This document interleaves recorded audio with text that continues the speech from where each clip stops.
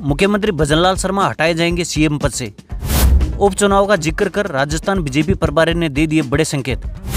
राजस्थान में लोकसभा चुनाव परिणामों में बीजेपी की कमजोर परफॉर्मेंस के बाद भजनलाल शर्मा को सीएम पद से हटाए जाने की चर्चा बनी हुई है।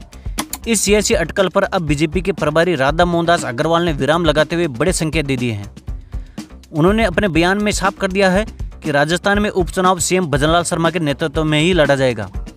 राधा मोहन ने यह भी कहा कि प्रदेश में बीजेपी सारी सीटें जीत कर दिखाएगी।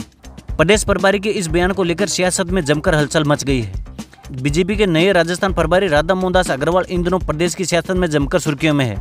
राजेंद्र राठौड़ को लेकर की गई टिप्पणी के कारण राठौड़ के समर्थक उनका विरोध कर रहे हैं। इस बीच उन्होंने कहा कि सीएम भजनलाल शर्मा के नेतृत्व में अगला चुनाव लड़ेंगे और सारी सीटें जीत कर दिखाएंगे।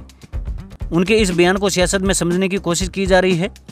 इस दौरान बीजेपी प्रभारी ने कांग्रेस पर हमला करते हुए कहा कि लोकसभा चुनाव में कुछ सीटें जीतकर ये लोग बहुत खुश हो रहे हैं, लेकिन देश के 10 राज्य ऐसे हैं जहां कांग्रेस का एक भी सदस्य नहीं है। उन्होंने कांग्रेस पर तंज कसते हुए कहा कि इनके एक आधा सांसद क्या बन गए, ये तो बड़े खुश हो रहे हैं।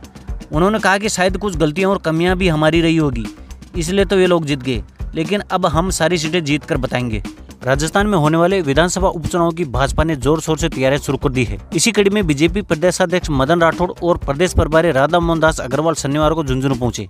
यहां पर बीजेपी अध्यक्ष मदन राठौड़ उस वक्त भड़क गए जब जगह जगह उनका स्वागत सत्कार किया गया। उन्होंने कहा कि अलग अलग स्वागत कर जनता को मत बांटो और एकजुटता दिखाओ। अपनी पूंजी बिखरी हुई है, इसे समेटने का वक्त आ गया है। एकजुटता का संदेश देते हुए उन्होंने कहा कि सभी एक हो जाओ, मजबूत हो जाओ और फूट समाप्त करो।